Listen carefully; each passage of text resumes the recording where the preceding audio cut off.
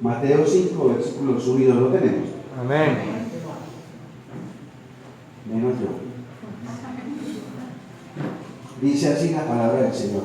Viendo la multitud, subió al monte, y sentándose, vinieron a él sus discípulos, y abriendo su boca les enseñaba, diciendo: Señor, te damos gracias una vez más en el nombre de Cristo Jesús, por este privilegio, Señor, por esta bendición de estar congregados en tu nombre, conforme al mandato de tu palabra, pero también conforme a nuestro corazón, porque en nuestro corazón, Señor, hay el deseo profundo de hacer tu voluntad, de compartir con nuestros hermanos. Este es el medio, Señor, natural que tú has creado para nosotros los cristianos, la iglesia, el cuerpo de Cristo, para que aquí seamos instruidos, para que aquí podamos compartir el amor de Cristo, para que aquí podamos orar y ayudarnos los unos por los otros, para que aquí podamos ser equipados, Señor, con tu palabra, con tu amor, con tu evangelio, para ir, Señor, a llevarlo a aquellos hombres y mujeres que no conocen a Cristo, Señor. Muchas gracias por esa bendición de congregarnos, Señor, de hacerlo mayor aún presencialmente, Señor. Qué alegría de corazón poder alabarte, poder cantarte. Qué precioso, Señor, estás juntos en armonía, como lo dice tu palabra. Ahora te pido, Padre, por la exposición de tu palabra, que seas tú hablando, Señor, que me des sabiduría y gracia para que tu palabra nos edifique, nos exhorte y nos enseñe cada día a parecernos más a nuestro Salvador, al Señor Jesucristo. Muchas gracias, Padre. Te lo pedimos en el nombre de Jesús. Amén.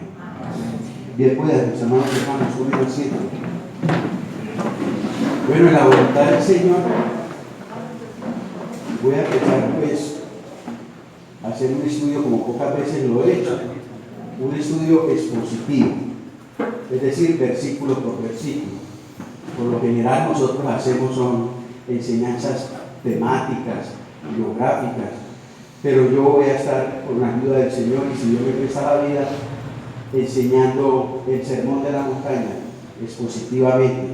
Eso significa que lo vamos a estar viendo versículo por versículo, porque es un sermón muy importante para nosotros los cristianos, para nosotros los súbditos del reino de Dios, cuyo rey es el Señor Jesucristo.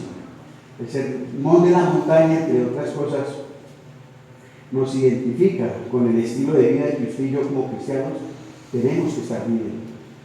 Es muy confrontativo, es muy necesario poder escudriñar a fondo el sermón de la montaña.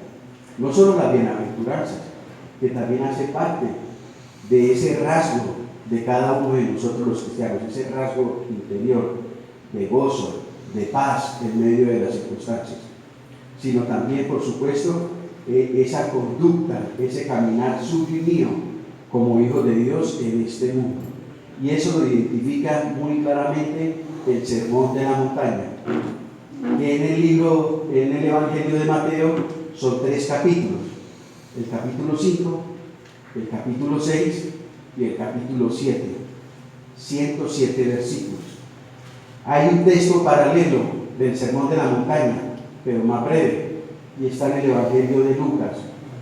Son como 30 versículos solamente. Las dos únicas partes en los evangelios donde aparece. Muy resumido en Lucas y más expositivamente aquí en el libro de Mateo, el Evangelio de Mateo. Entonces, con la ayuda del Señor vamos a estar, cuando me corresponda a mí y hasta que el Señor me preste la vida, quiero terminar de manera expositiva esta enseñanza, que yo sé que va a ser de mucha edificación para nosotros los iglesia. ¿Qué no es el sermón de la montaña o el sermón del monte? No es una declaración de principios para nosotros la iglesia. ¿Qué tampoco es el sermón del monte? No es un tratado evangelístico para un no convertido. ¿Qué es el sermón del monte? El sermón del monte es una síntesis o un bosquejo de los principios que habrían de caracterizar el reino mesiánico que el Señor Jesucristo empezaba a anunciar. por su ministerio público. Hay un texto en Marcos capítulo 1 que dice la Biblia que el Señor Jesucristo, cuando empezó su ministerio, decía: el reino, leámoslo, Marcos 1:15, para no parafrasearlo.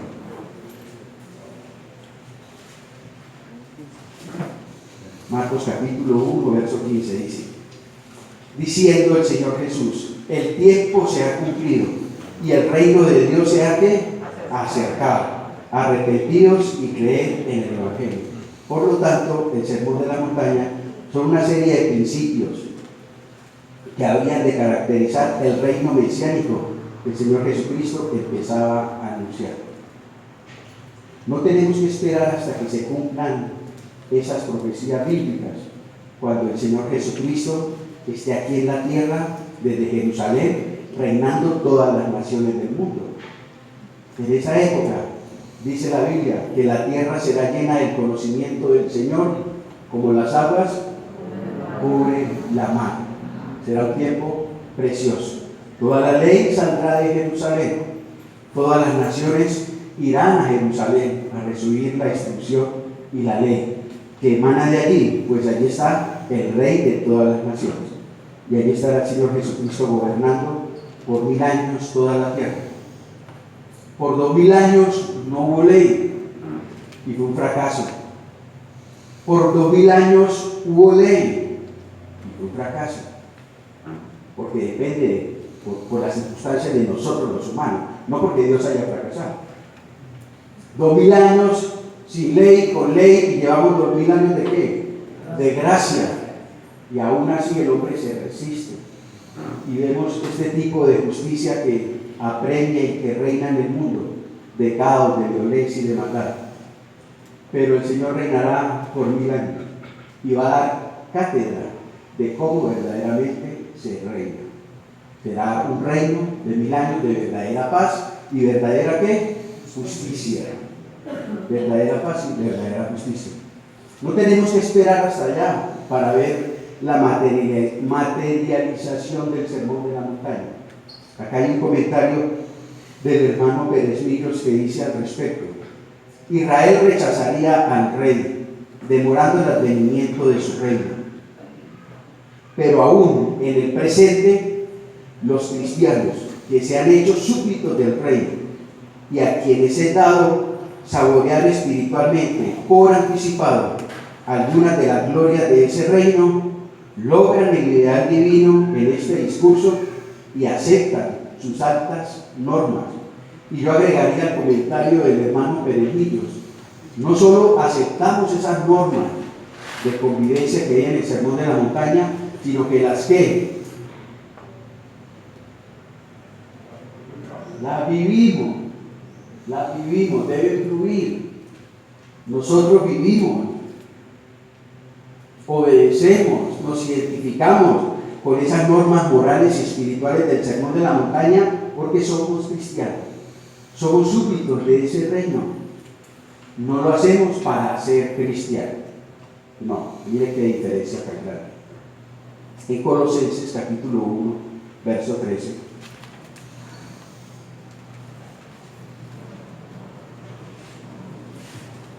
Dice la palabra del Señor. Colosenses 1:13.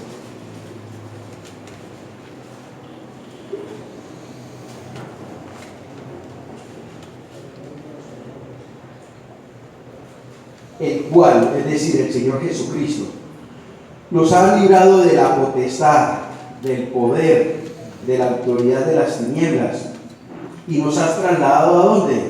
Al reino de su amado Hijo. Entre muchas cosas que ocurren cuando una persona se convierte al Evangelio, ocurre esto: somos trasladados de un reino a otro. Somos trasladados de la autoridad y del poder de las tinieblas al reino de ¿quién? Al reino del Señor Jesucristo. Eso ocurre espiritualmente y es una realidad, pero se ve reflejado en la práctica, porque yo no puedo decir que salí de las tinieblas y seguir viviendo como si estuviera en las tinieblas. La Biblia dice que fuimos rescatados de las tinieblas, y eso se ve en una realidad en mi estilo de vida, porque ya no pertenezco al reino de las tinieblas, pertenezco al reino de ¿quién? del Señor Jesucristo al reino de luz. Hay un cambio, hay una naturaleza diferente, hay unos propósitos diferentes. Ya no sigo siendo el mismo. De hecho, la Biblia dice, si alguno está en Cristo, ¿qué? Nueva criatura es. No podemos decir que estamos en Cristo y siguiendo lastrando la pasada manera de vivir. No, realmente por un cambio. Un cambio que empieza en nuestro corazón. Porque el Señor primero empieza a trabajar de adentro hacia afuera. La religión trabaja de afuera y trata de afectar adentro, pero es imposible. El Señor no, el Señor empieza en lo profundo de nuestro corazón. Y de ahí es donde nacen los verdaderos cambios en nuestra vida. Les voy a leer un testimonio de un joven brasilero que se convirtió al Evangelio, para tratar de ilustrar lo que les quiero decir. De un joven que pasó del reino de las tinieblas al reino de la luz de Jesucristo. Dice este hermano: yo era un hombre dado a toda clase de vicios degradantes. Fumaba por diversión, tomaba por placer y jugaba por distracción. Después de todas estas locuras, estaba peor que antes. No nos sentíamos así nosotros también cuando estábamos en el mundo. Jugábamos, bailábamos, fumábamos, tomábamos y al otro día amanecíamos peor, ¿cierto? Y muchas veces decíamos, no lo vuelvo a hacer, qué pereza, ya estoy cansado, pero lo hacíamos inconscientemente porque no éramos conscientes que éramos esclavos de quién, de Satanás y del pecado. Y este hombre se sentía así. Sigue diciendo: oí a alguno hablar del espiritismo y busqué la ocasión para tratar con los espiritistas y leer sus libros, y nada de esto me satisfacía. Sentía tal pesadez en mi alma que me sentía siempre inclinado a practicar solamente el mal. Y todos los libros que leía más bien dejaban mi mente confundida y cada vez más cansada. Pero día feliz fue aquel cuando recibiera en mis manos el libro de la vida. Es decir, ¿cuál? La Biblia. Cambió. No llegó cualquier cosa a las manos de este hombre. La bendita palabra del Señor. Todos nosotros somos testigos vivientes del poder de la palabra de Dios. Nos transforma, nos cambia, nos da propósito a nuestra vida. Hemos podido verdaderamente decir, por experiencia de vida, que estamos en el reino de la luz del Señor Jesucristo. Miramos atrás cómo eran nuestras vidas cuando éramos esclavos del pecado y del mundo. Y decíamos, sí, cuando estaba allá, pertenecía al poder de las tinieblas. Pero ahora, mis pensamientos, mis deseos, mis anhelos, mis convicciones, todo es totalmente diferente. Ni parecido con el estilo de vida que yo tenía anteriormente. ¿Y qué marcó la diferencia? La palabra del Señor. Hoy estoy tratando de hacer una introducción acerca del Sermón del Monte, pero no podríamos decir que esa es la oración o la enseñanza más importante del Señor Jesucristo. Es enseñanza y por lo tanto tenemos que hablar de toda la Escritura, de toda la Biblia, del poder que tiene no solo el Sermón del Monte, sino toda la Biblia para transformar el corazón humano, porque es la palabra del Dios viviente. Y sigue diciendo este hombre: pero el día feliz fue aquel cuando recibiera en mis manos el libro de la vida. En aquel día cayó de mis ojos el velo que oscurecía mi futuro. Este libro ha sido mi mejor amigo y consejero. Ahora tengo paz y consuelo en mi hogar, lo que antes no tenía. Tenía mucha diversión, se deleitaba en muchos placeres, tenía muchos amigos, pero no tenía ¿qué? No tenía paz, no tenía sosiego en su alma, no tenía gozo. Ahora sí, ahora disfruta, dice, de paz y de gozo. De un hombre depravado y perverso me torné en un hombre útil y compasivo. De un hombre amargado e infeliz en un hombre dichoso. Y ahí vamos a estarlo viendo. Jesucristo dice, bienaventurados, ¿cierto? Bienaventurados, es decir, doblemente dichosos, doblemente felices. Y Él lo reconoce. Dejé de ser un hombre amargado y triste y me convertí en un hombre dichoso, en un hombre bienaventurado. ¿Qué marcó la diferencia tan grande en la vida de este hombre? Este hombre fue tomado del reino de las tinieblas y trasladado al reino de la luz. ¿Cuándo ocurre eso? Cuando una persona se arrepiente, escucha el Evangelio, se arrepiente de sus pecados y cree para la salvación de su alma en el Señor Jesucristo. Cuando eso ocurre, esa persona es salva. Y ahí ocurre también ese traslado en el ámbito espiritual de un lugar a otro.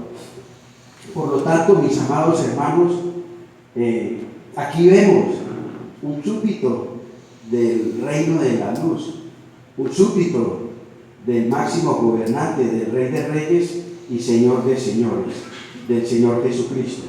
Este hombre en su testimonio refleja desde ya, de manera práctica, con su estilo de vida, la realidad del sermón de la montaña. Y nosotros, no debería ser él, sino todos y cada uno de nosotros, los que hemos confiado en Jesucristo como Señor y Salvador. Este debe ser nuestro testimonio, este debe ser un estilo de vida diferente. Vea, hay muchas cosas que cambian en nuestra vida. Yo antes de ser cristiano no me sentía para nada atraído, y les digo con sinceridad, ni siquiera pensaba en la Biblia. Yo nunca había leído la Biblia. No me interesaba para nada la Biblia. En serio, se lo digo de corazón. Y ahora, ¿qué significa la Biblia para un hombre convertido a Cristo? La vida, ¿cierto? Hasta hay una bienaventuranza. Por allá el salmista en el capítulo dice, bienaventurado el varón que en la ley de Jehová está ¿qué? Su delicia, y en ella ¿qué? Medita de día y de noche. Esa es una prueba real de una persona verdaderamente convertida a Cristo. En la iglesia, no todo el que viene y se sienta en una silla es cristiano, es nacido de nuevo. En la iglesia hay muchas personitas que son convencidas, pero no son convertidas. Un verdadero convertido, entre muchas otras cosas, es un hombre o una mujer que ama literalmente la palabra del Señor. La desea, la estudia, la medita, la vive con todo su corazón. Hay mucha gente en la iglesia, pasan los días, pasan las semanas, pasan los meses y no tienen un encuentro con Dios a través de un estudio o una meditación de la palabra del Señor. Yo invitaría a esa persona que realmente reflexione si verdaderamente ha nacido de Dios. Porque hasta para eso hay una bienaventuranza. Allá en el Salmo 1, versículo 2. Bienaventurado el varón que en la ley de Jehová está su delicia. La Biblia debe ser una delicia. Muchos hermanos de pronto toman la Biblia como que una tarea, es que tengo que estudiar, es que me dijeron que tengo que... No, la Biblia no tiene por qué ser una carga, ni un deber. La Biblia tiene que convertirse en nosotros en una delicia, de anhelarla, de desearla y meditar en ella. ¿Cuándo? Cada 8 días. Todos los días. Cuando usted lo hace, la Biblia sabe con qué lo compara uno. Con un árbol frondoso que está sembrado junto a qué? Junto a corrientes de agua, y su hoja no cae, y siempre da su fruto. Y todo lo que hace ¿qué? Prosperar. ¿Cuántos cristianos no están marchitos, secos en su vida espiritual? No se les ve fruto del Evangelio por ninguna parte. Una de las razones es cómo está su relación con Dios a través de la palabra del Señor. La medita, se acerca a ella con reverencia, con deseo, la abre con la convicción de que Dios le va a hablar a su corazón, permite que ella lo redarguya, lo corrija, lo enseñe. Alguien decía alguna vez, Y estas frases se me quedaron desde yo empezando el Evangelio, me marcaron mucho. Lea la Biblia para ser sabio. Y es verdad, uno cuando no es creyente toma muchas decisiones equivocadas, ¿cierto? ¿Por falta de qué? De sabiduría. Léala para ser sabio, porque a partir de ahí ya nuestras decisiones son tomadas como fundamento la palabra del Señor. Ya no nos guiamos por conveniencias o emociones, nos guiamos por convicciones. Convicciones que tienen su fundamento ¿en dónde? En la palabra del Señor, que es muy diferente. Léala para ser sabio. Practíquela para ser santo.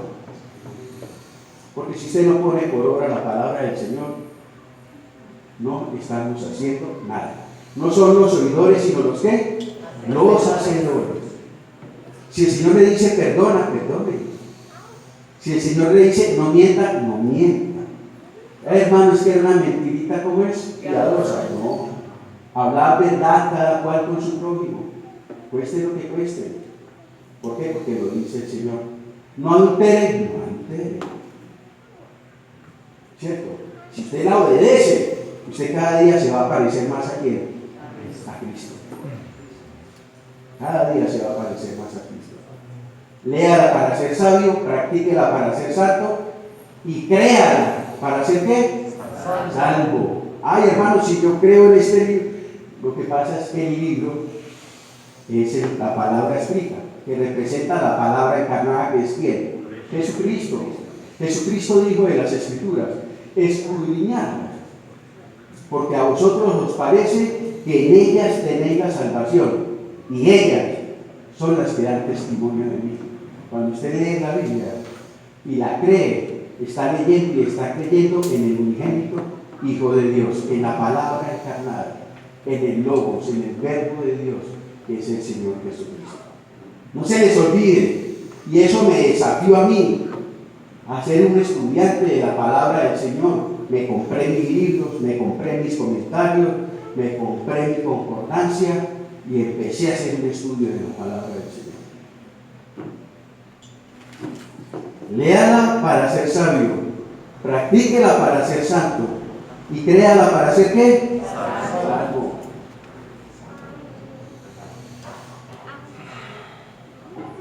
Para ser salvo. Versículo 1 de Mateo 5. Volvamos a Mateo, hermanos. Capítulo 5, versículo 1.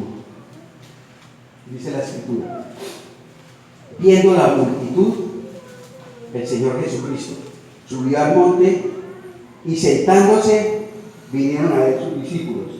Dice, y sentándose. Bueno, estuve averiguando y descubrí algo bien particular. Jesús se puso a enseñarles después de sentarse. Resulta y pasa que en la cultura judía, cuando un rabino judío impartía una enseñanza oficial, él lo hacía sentado. Los rabinos judíos tienen muchas maneras de enseñar la Torá. Lo pueden hacer caminando con sus discípulos, lo pueden hacer de pie, pero cuando ellos van a hablar algo importantísimo, oficial, ellos ¿qué hacen? Se sientan. Con el hecho de sentarse ya todo el mundo sabe que él va a decir algo sumamente importante, algo oficial.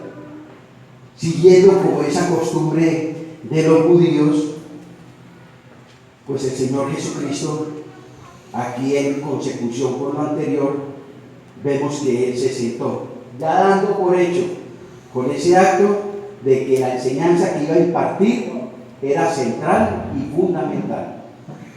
Porque la Biblia lo dice, y sentándose, Él se sentó. Era una multitud. Preferiblemente hubiera sido lógico quedarse como de pie para que lo vieran. Pero Él se sentó siguiendo ese ritual o costumbres de los maestros y rabinos judíos. Al verlo sentado, todo el mundo sabía, va a decir algo importantísimo, hay que pararle bola, no nos podemos distraer. Está sentado, Él es un rabino, Él es un maestro. Y de hecho vemos muchas partes en las Escrituras donde a Él lo llaman como rabí, ¿cierto? Rabí, muchas veces lo llaman a Jesucristo rabí. ¿Hay algún maestro mejor que el Señor Jesucristo?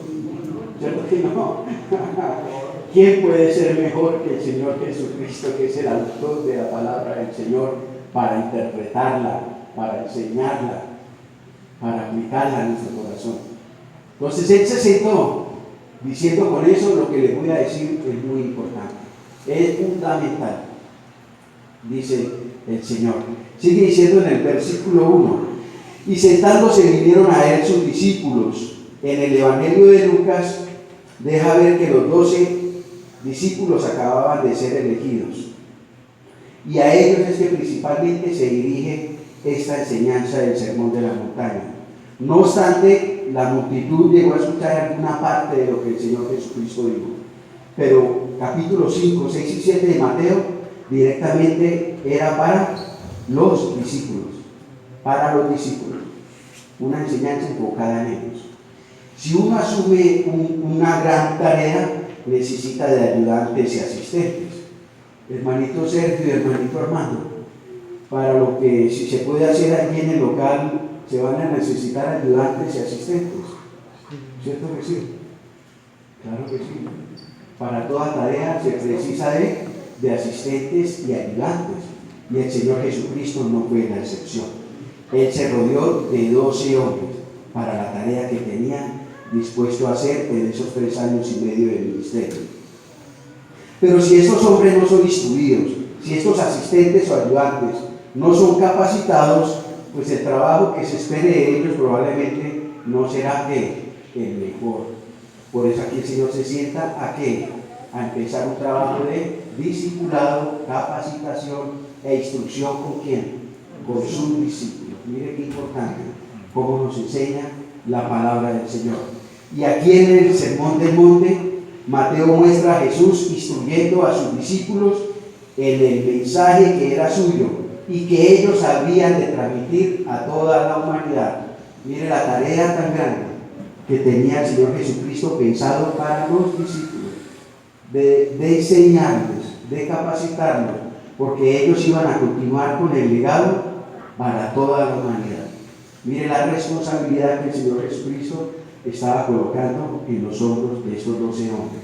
Por eso, ante tan grande responsabilidad, el Señor también se tomó la responsabilidad de capacitarlos y de instruirlos. En Hechos capítulo 2, verso 42,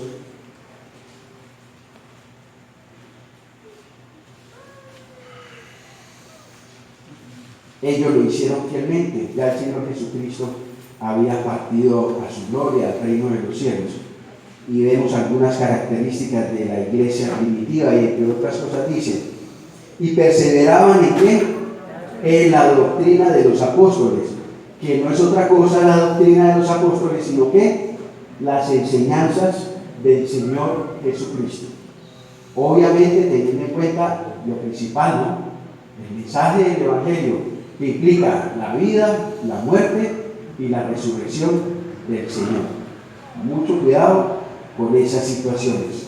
Los discípulos continuaron fielmente, fueron bien discipulados, bien capacitados por el Señor para continuar con el legado que Él les encomendó de transmitir el Evangelio de generación en generación, y ellos fueron fieles en hacerlo.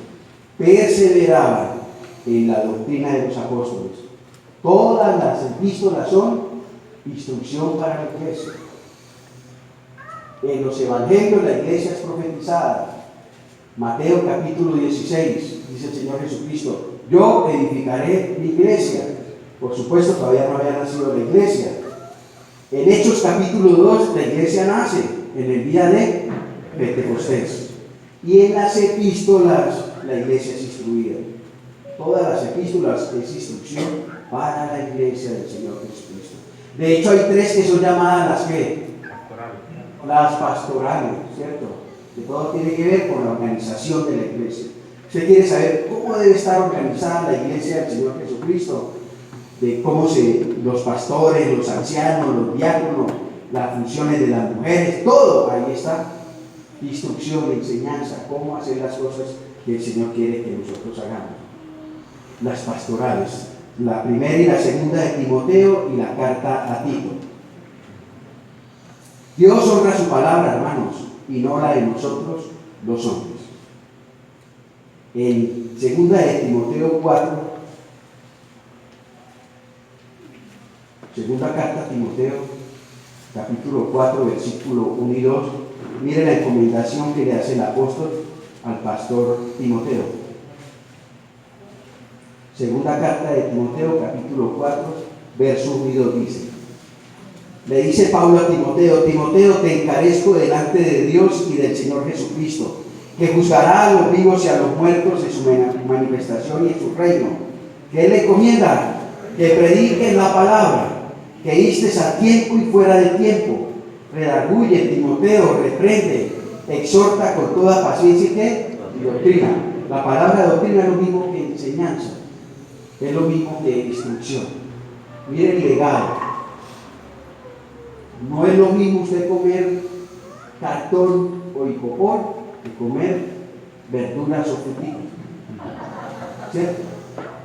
Hay muchas iglesias donde se ha cambiado el alimento espiritual y es como si se le estuviera dando a la gente de comer cartón o icopor. Dios no honra la palabra del hombre, Dios honra es su palabra. Mire todo lo que Él hizo con los discípulos, mire todo el legado que Él le recomendó. Es la palabra del Señor la que tiene que ser predicada. Es la palabra del Señor la que tiene que ser honrada y vivida. No importa los tiempos en que vivamos, mis amados hermanos. No importa las culturas en que estemos. La palabra del Señor es la misma y permanece para siempre. Y Dios honra es su palabra. Si en nuestra iglesia queremos honrar y glorificar el nombre de Dios, debemos enseñar y vivir ¿qué? La palabra del Dios viviente, para que el pueblo de Dios, para que como ovejas del Señor estemos bien, bien alimentados, bien fortalecidos con la palabra del Señor. Cambiar la enseñanza de la palabra del Señor por otro tipo de situaciones es muy peligroso. Es como ponerse usted a comer cartón o icopor. No le va a alimentar, lo va a enfermar. Y eso es lo que está pasando hoy en día en la cristiandad, desafortunadamente. La grave crisis espiritual tiene su principal causa en esto. Desde los púlpitos ya no se está predicando la palabra del Señor.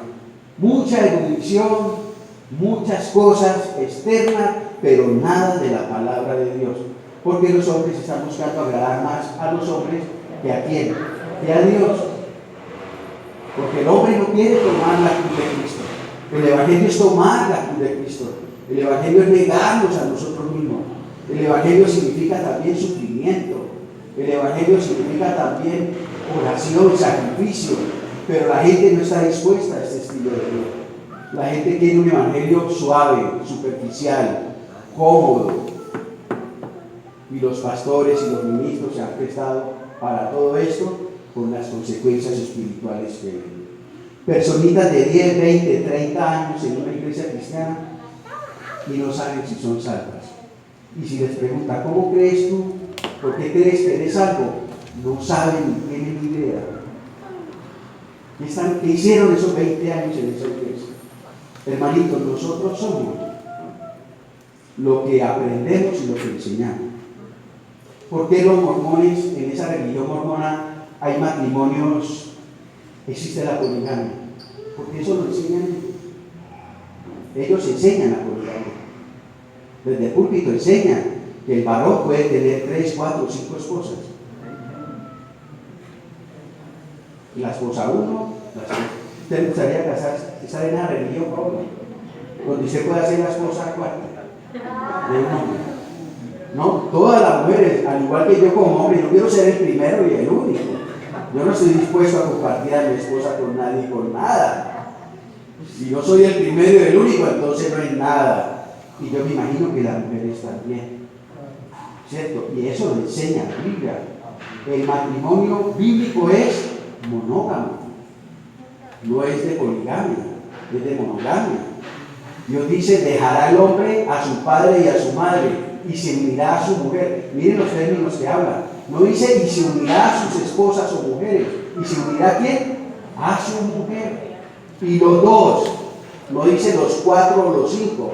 Y los dos serán ¿qué? Una sola carne. Eso lo dice la Biblia. Ellos han reinventado y redefinido la Biblia para que la gente esté contenta.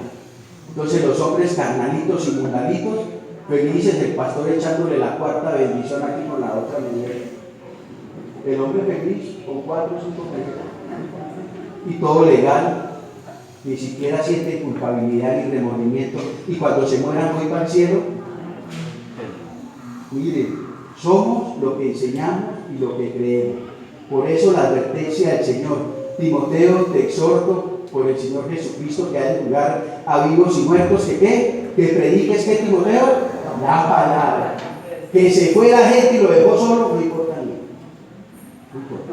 Que ese pastor es muy fanático, que ese pastor no tiene amor, que ese pastor está descontextualizado, que los tiempos han cambiado, que ese señor se quedó en el siglo I, que digan lo que digan. Si usted está predicando la palabra del Señor, así se quede solo. Porque Pablo decía, es necesario agradar a Dios antes de a quién, a los hombres. Dura es esta palabra, le dijeron los apóstoles al Señor Jesucristo con respecto al matrimonio. Dura es esta palabra, ¿quién la podrá seguir? Y así es la palabra del Señor. Pero a la vez es de sacrificio y dura, también como leíamos el testimonio del hermano. ¿Es de qué? Es de paz, es de plenitud, es de gozo, es de esperanza, es de alegría. ¿Sí o no, hermano?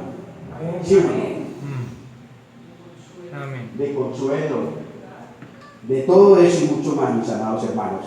Jeremías 6:10, otro de los versículos que, siendo un niño espiritual, sí, 6:10, me llegaron al corazón. Jeremías capítulo 6, verso 10. Dice la Escritura: ¿a quién hablaré y amonestaré para que oigan? He aquí que sus oídos son incircuncisos y no pueden escuchar. He aquí que la palabra de Jehová les es cosa vergonzosa. ¿No qué? No la ama. ¿Y usted sabe lo que pasa cuando el pueblo de Dios no ama la palabra del Señor? La Biblia dice, por falta de conocimiento, mi pueblo ¿qué? El pueblo fue destruido. Viene la destrucción, viene la ira del Señor. Porque el pecado trae ¿qué? Hermanito, ¿ama usted la palabra del Señor? La ama, la anhela. Deja que ella le hable, que ella lo corrija, que ella lo instruya. Mire las palabras preciosas del Señor Jesucristo. Mis palabras son espíritu y son ¿qué? Vida, dice el Señor. La Biblia es vida. Todo lo que sea fuera de la vida en términos espirituales todo lo que sea fuera de la Biblia en términos espirituales no es vida, sino es que es muerte. Es muerte. Una niña nos contó una hermana. Estaba ahí al ladito de la otra niña y tenía las marcas, se trató de quitar la vida. ¿Cierto? Y la lograron rescatar. Entonces la mamá de esa niña le dice a la mamá, a la otra mamá, porque la otra mamá le compartió el evangelio. Entonces la otra dijo, ay sí, yo soy muy católica, pero es que yo también, hija, hay que uno buscar la forma de llevarse. Yo practico el chakra y un poco de cosas de esas espiritistas. Dentro de la manera que vea, usted misma está abriendo la puerta para que entren demonios. Miren las consecuencias. ¿Cierto? Por falta de conocimiento mi pueblo fue ¿qué? Destruido. A la ley y a los profetas. Si no es conforme a esto es porque ¿qué? No les ha amanecido. Si no lo dice la Biblia, rechácelo. Rechácelo. No lo piense lo que es. Si no lo dice la palabra del Señor. Y les es vergonzosa la Biblia, y hoy no se predica en los púlpitos, y hoy no se enseña la palabra del Señor. ¿Por qué? Porque les causa vergüenza, porque les da temor que la gente se les vaya de la iglesia. Y detrás hay algo peor, porque no la aman, dice el profeta. No aman la palabra del Señor. La palabra del Señor hay que amarla, hermano. ¿Usted cómo puede separar la palabra del Señor de la palabra? Dígame pues, ¿quién me hace eso? Separe al Señor de la palabra del Señor. ¿Cómo puede decir que usted ama al Señor pero no ama su palabra? ¿Cómo? Si usted ama al Señor, usted va a amar ¿qué? Su palabra. usted va a amar su palabra, no podemos separarlo, porque el Señor es la palabra. Y ellos no amaban la palabra del Señor. Mateo versículo 2, capítulo 5.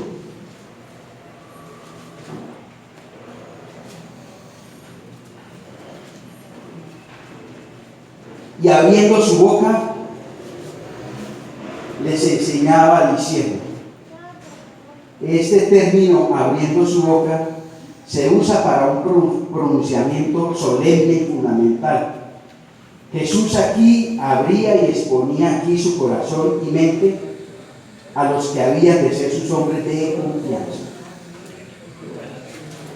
Mateo 5:2. Y abriendo su boca, ese término significa abrir el corazón, abrir la mente para decir o pronunciar algo bien fundamental y bien importante. Y aquí lo estaba haciendo el Señor Jesucristo para con sus discípulos. Hermano, la formación bíblica de los creyentes no termina nunca. Desde que usted se convirtió a Cristo hasta que el Señor nos lleve a la presencia del Señor, nosotros debemos estar en constante estudio de la palabra del Señor. ¿Quién aquí en este lugar puede alzar la mano y decir que ya se sabe todo lo que la Biblia tiene para decirnos, que no necesita más estudiar la Biblia? ¿Quién puede levantar la mano y decir? ¿Cierto? Lo que usted y yo sabemos de la palabra del Señor, yo lo compararía con lo que puede ser un grano de arena en toda una playa. No sabemos literalmente todavía qué, nada. Y si el Señor nos llama a su presencia, muy probablemente nos vamos a habernos perdido el privilegio de tantos tesoros y tantas verdades que hay aquí en la Escritura. Es de toda la vida de nosotros los creyentes el discipulado, la formación, el estudio de la palabra del Señor. Y nos dio ejemplo el Señor Jesucristo.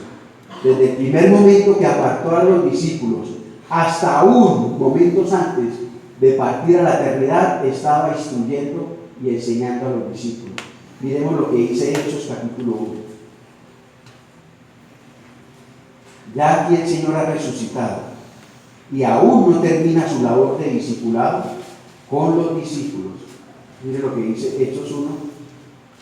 Dice: en el primer tratado, oh Teófilo, hablé acerca de las cosas que Jesús comenzó a hacer y a qué, a enseñar, un gran maestro, el Señor Jesucristo. Verso 2: hasta el día en que fue recibido arriba, después de haber dado ¿qué? Mandamientos por el Espíritu Santo a los apóstoles que había escogido, a quien también después de haber padecido se presentó vivo con muchas pruebas indubitables, apareciéndoseles durante 40 días y qué más, y hablándoles acerca del reino.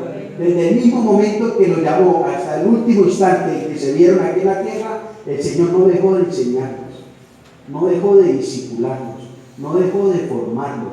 Qué desafío para nosotros la iglesia, para nosotros los creyentes.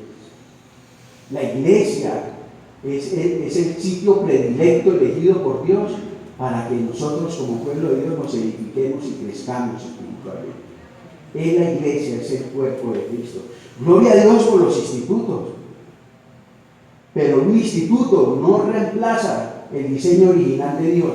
El cuerpo de Cristo es edificado ¿en dónde? En el cuerpo de Cristo, aquí en la iglesia. Por eso nosotros permanentemente, siempre ha puesto Dios en el corazón. Mire, aquí en la iglesia se ha presentado de toda naturaleza discipulado, ¿cierto?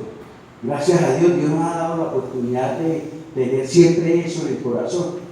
Discipulados de toda naturaleza, de familia, discipulados de profecía bíblica, de doctrina general. ¿Por qué? Porque entendemos esta situación. Porque entendemos esta situación.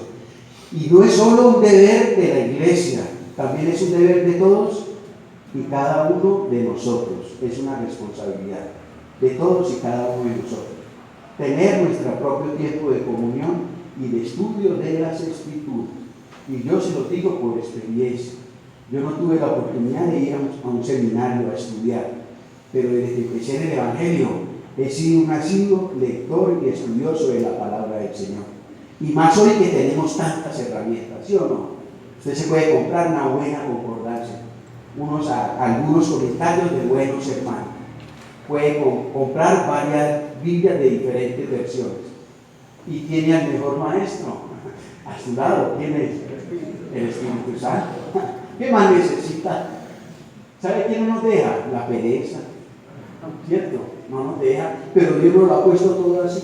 Mire, los hermanos de hace 500 o 1000 años atrás, que tradujeron la Biblia como Valera, no tenían luz. Yo digo, ¿cómo hacían esos señores?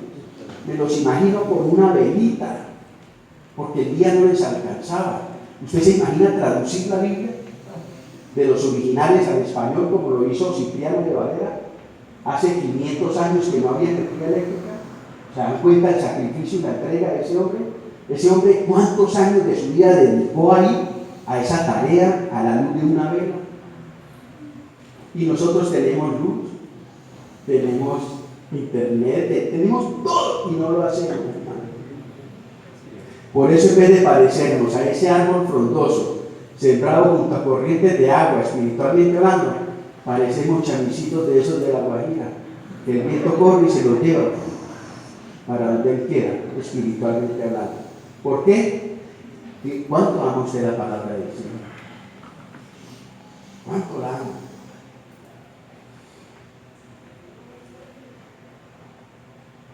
Y el Señor, a través del Espíritu Santo y la palabra de Dios, nuestro Señor no deja la enseñanza como una opción para la iglesia, sino que la define como una prioridad y la establece como un mandamiento. Mateo 28:20. No es una opción, es una prioridad, porque de ahí depende nuestro crecimiento espiritual, y también Él lo estableció como un mandamiento. Mateo capítulo 28, verso 20. Dice el Señor Jesucristo, después de ir y hacer discípulos, dice: enseñándoles que guarden todas las cosas que os he que. Miren hasta lo último el Señor Jesús.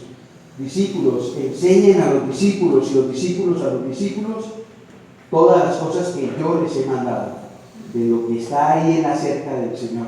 No podemos enseñar otras cosas sino las que están reveladas en la palabra del Señor, ¿cierto? Lo dice ahí la Escritura, enseñándoles que guarden todas las cosas que os he mandado.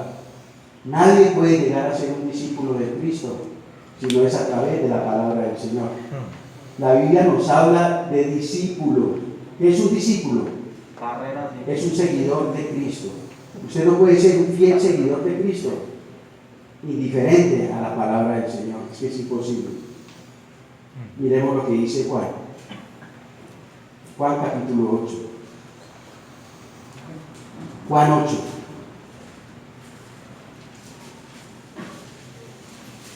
Juan 8, verso 30.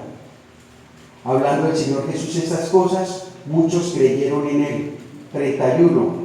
Dijo entonces Jesús a los judíos que habían creído en Él: si vosotros permaneciereis en mi palabra, seréis verdaderamente ¿qué? ¿Cuál es la meta en la iglesia? Que todos y cada uno de nosotros lleguemos a ser verdaderamente seguidores, discípulos de Cristo. No importa en el contexto en que estemos, hermano. El Señor está ungido por verdaderos discípulos, verdaderos seguidores, que le amemos en espíritu y en verdad, que seamos fieles testigos de Él, embajadores de Cristo. Pero usted no puede ser un verdadero discípulo de Cristo, ahí lo dice, si no permanece en qué, en mi palabra. Y para permanecer en mi palabra es necesario que estudiarla, conocerla, vivirla, hermano. Por eso para nosotros la iglesia es muy importante el discipulado bíblico, no solo para los nuevos, sino para todos nosotros. Todos nosotros necesitamos estar permanentemente estudiando y aprendiendo del Señor y su palabra. Todos y cada uno de nosotros. Así como Él lo estableció como un mandamiento, también provee los elementos necesarios para llevarlo a cabo. Es decir, la persona del Espíritu Santo, la Biblia, Antiguo y Nuevo Testamento, pero también el Señor ha dotado a la iglesia creyentes dotados por el Espíritu Santo, con el don de ¿qué? De la enseñanza. Primera de Corintios capítulo 12. Vamos a ver. Ya estoy corriendo porque ya estoy terminando. Primera de Corintios 12, 28. ¿Quién me colabora con la lectura? Primera de Corintios 12, 28 dice: y aún nos puso Dios en la iglesia, primeramente apóstoles, luego profetas, los terceros maestros, luego los que hacen milagros, después los que sanan, los que ayudan, los que administran, los que tienen don de lenguas. Gracias, Pachito. En ese deseo del Señor de edificar su iglesia de todos los tiempos, nos ha dejado su Santo Espíritu, nos ha dejado su palabra, pero también ha dotado a la iglesia con hermanos y hermanas, con el don de la enseñanza. Ay, hermano, es que también hay mujeres, claro, también hay mujeres que tienen el don de la enseñanza. No es solo exclusivo de nosotros los hombres. También hay, y eso lo estuvimos viendo cuando enseñamos acerca del ministerio de la mujer. En primer lugar, nombra en ese versículo ¿qué? Apóstoles, ¿cierto? Incluye a los 12, más Matías, que reemplazó a Judas Iscariote, y a Pablo, que fue el apóstol a los gentiles. Este fue un don fundante y fue dado para establecer y desarrollar la base doctrinal de la iglesia conforme a las enseñanzas de Jesús. El don de apóstol fue un don fundante. Ya no existen apóstoles. Perdónenme el término tan. Los que se autodenominan hoy apóstoles son payasos. No son apóstoles. No son apóstoles, son payasos que están buscando el vanagloria, reconocimiento, que se creen lo que no son. Son nubes sin agua, son engañadores. No existen apóstoles como tal. Todos somos apóstoles. De hecho, el Señor Jesucristo fue un apóstol en el sentido etimológico de la palabra. Apóstol significa enviado. El Señor Jesucristo fue enviado del cielo. ¿A dónde? Aquí a la tierra. Él fue un apóstol, fue un enviado. Usted y yo somos apóstoles. Somos enviados por Jesucristo ¿a dónde? Al mundo, a predicar el Evangelio. En ese sentido, todos somos apóstoles. Todos somos enviados a predicar el Evangelio. Pero en el sentido de don como tal, como oficio que tuvieron estos hombres, ya no existen. Estos fueron los únicos apóstoles y fueron levantados por Dios para una labor bien importante: dejar establecido todo el canon de la palabra del Señor. Hasta donde ellos estaban, solo estaba el Antiguo Testamento. Ya con ese don u oficio de apóstol, Dios les reveló a ellos mucha doctrina y mucha palabra, y ya se completó el canon de las Escrituras, Antiguo y Nuevo Testamento. Ya no hay necesidad de más nada. Y lo hizo con esos 12 hombres y con el apóstol Pablo. Pablo decía que él era ¿qué? El último de todos los apóstoles, como oficio. Los que se autoproclaman están usurpando la palabra del Señor, pues ya no existen. Ahora, no me voy a extender aquí, pero hay pruebas para determinar quién verdaderamente podía ser un apóstol de Jesucristo. Lea los Hechos capítulo 1. Ahí hay 2 pruebas bien fundamentales. Si alguno de esos que se autodenominan apóstoles caminaron con Jesucristo y le han visto resucitado, sí. Si no, silencio. Es un mentiroso. Está usurpando y está diciendo lo que la Biblia lo enseña. No hay apóstoles. Los subieron, sí, con un propósito bien específico. Efesios 2:20. Efesios capítulo 2, verso 20.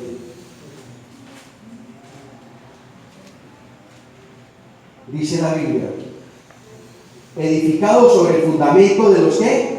De los apóstoles y profetas, siendo la principal piedra del ángulo Jesucristo mismo. El fundamento de fundamentos es Jesucristo, y sobre él va ¿qué? El fundamento de los apóstoles y profetas. Doctrina. Establecieron todo el Nuevo Testamento. Y ya cuando murieron, hasta ahí llegó, porque ya se completó toda la Biblia. Pero 1 Corintios 12, 28 habla de apóstoles que ayudaron a edificar y a fundamentar el canon de las Escrituras, pero también habla de profetas, también otro oficio o don fundante. También todos nosotros somos profetas, en el sentido de ¿qué? De llamados a anunciar la palabra del Señor. Lo que estoy haciendo yo es ejercicio de la profecía, en el sentido de ¿qué? Profecía de instruir, de exhortar, de consolar. En ese sentido existe el don de profecía, de anunciar la palabra del Señor. Pero profeta como oficio ya no existe, ya no lo sabe. El Señor te dice hoy, no, eso es payasada, eso es show, eso es moverle a la gente las emociones, eso no es correcto. Oficios como profeta ya no lo saben, ya no existen. Y lo dice aquí, ellos escribieron y transmitieron revelaciones directas de Dios que no estaban en el Antiguo Testamento. Efesios 3, del 1 al 5, dice: por esta causa yo, Pablo, prisionero de Cristo Jesús por vosotros los gentiles, si es que habéis oído de la administración de la gracia de Dios que me fue dada para con vosotros, que por revelación me fue declarado el misterio, como antes lo he escrito brevemente, leyendo lo cual podéis entender cuál sea mi conocimiento en el misterio de Cristo, misterio que en otras generaciones no se dio a conocer a los hijos de los hombres, como ahora he revelado a sus santos apóstoles y profetas por el Espíritu. ¿Cuál era ese misterio? Que Cristo Jesús también iba a morir, no solo por los judíos, sino también por quién, por los gentiles. No me avergüenzo del Evangelio, porque es poder de Dios para salvación, para todo aquel que en él cree, al judío primeramente, pero también al griego y al gentil. Ese era el misterio que en el Antiguo Testamento estaba escondido para los judíos, pero que en el Nuevo Testamento, por el Espíritu Santo, Dios se lo reveló a estos hombres. ¿A quiénes? Apóstoles y profetas, y ellos lo plasmaron. Si una revelación, si alguien dice, tengo una nueva revelación de Dios, y esa revelación no está en la Escritura, es una herejía. Pero si esa revelación que él dice tener ya está en la Biblia, no es necesario. Está buscando ¿qué? Vanagloria, está tratando de impresionar a la gente. Porque si lo que él dice, el Señor dice, el Señor dice, el Señor dice, caminad por mis sendas, dice el Señor, pues eso ya está en la Biblia. Andad como el vino del Evangelio. Él está moviendo las emociones, él está buscando aparentarse súper espiritual y que tiene un contacto especial con no sé quién. Pero dicen cosas que ya están en las Escrituras. Animen a la gente a leer las Escrituras, a tener una relación personal con Dios, con la Biblia, para que sepan todo esto. Pero si él se para a decir cosas que dicen que vienen de Dios y no están en las Escrituras, son una herejía. Porque ya toda la Escritura está completa, ni se le quita ni se le pone. Ni se le quita ni se le pone. Profetas, apóstoles y también, ¿qué dice? Maestros. Un don fundante y también permanente. Son creyentes capacitados de una manera especial por Dios para enseñar la palabra de Dios, para edificar a los creyentes de todos los tiempos. No todos los maestros son pastores. No. No todos los maestros tienen el don de pastor. Un pastor no necesariamente tiene que ser un maestro, debe ser una persona apta, como dice primera de Timoteo. Debe ser apto para enseñar la palabra del Señor. Pero no todos los maestros son ¿qué? Son pastores. ¿Pueden haber maestros pastores? Claro que sí, también los hay, y muchos, gracias al Señor. Lo importante es entender que es un don especial dado por el Señor Jesucristo a la iglesia de todos los tiempos, para edificar espiritual y doctrinalmente a la iglesia. Y las mujeres, ¿qué dice las mujeres? Del don de maestro, Tito 2. Tito capítulo 2, versos 3 y 5. Tito 2,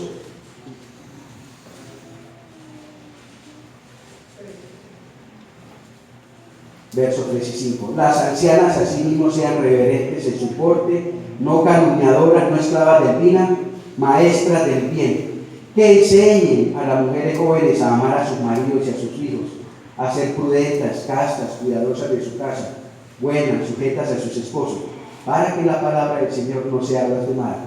No solo los hombres tenemos responsabilidad cuando hay un don dado por el Señor de enseñar y ministrar la palabra, sino que en la iglesia también hay mujeres que Dios les ha dado el don de la enseñanza.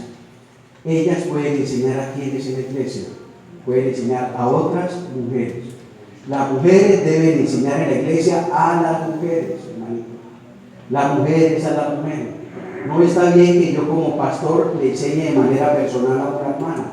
Eso no está bien por muchas situaciones. No se me quita nada con hacerlo, pero no es bíblico hacerlo.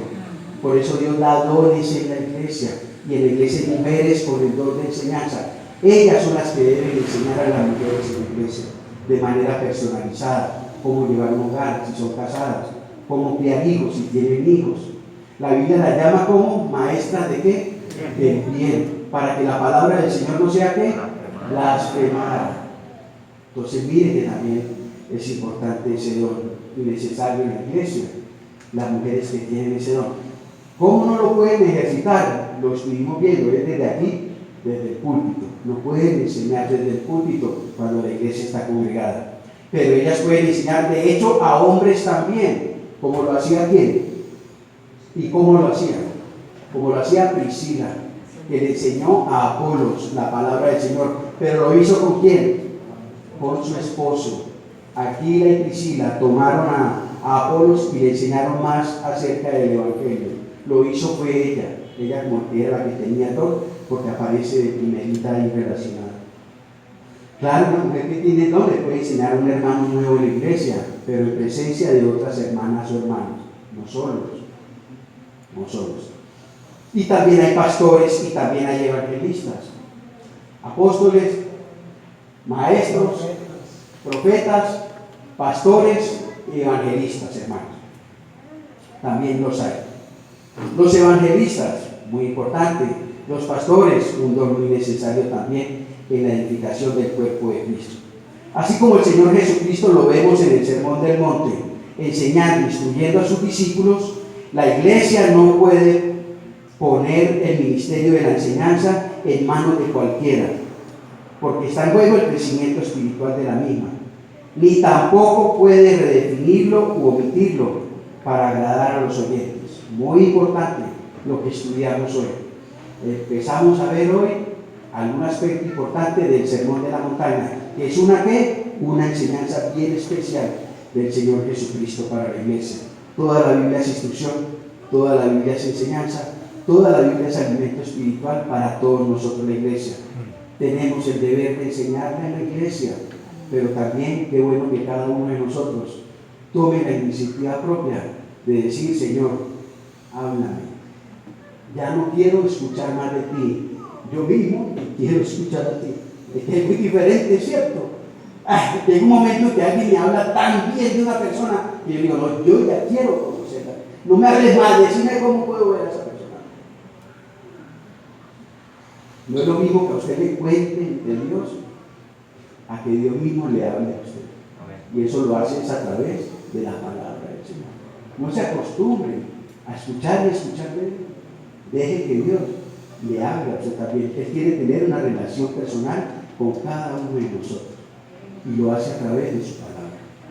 Muchas gracias, Señor. En el nombre de Jesús le damos por su palabra, Señor, que es vida. Como dijo el apóstol Pedro: ¿a quién iremos, Señor? Solo tú tienes palabra de vida eterna. Y así como el testimonio de ese hermano, Señor, nosotros también podemos decir lo mismo.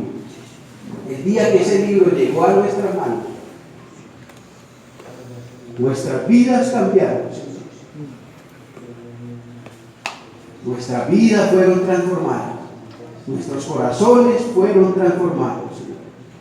Y hoy somos nuevas criaturas, y hoy somos súbditos del reino de los cielos.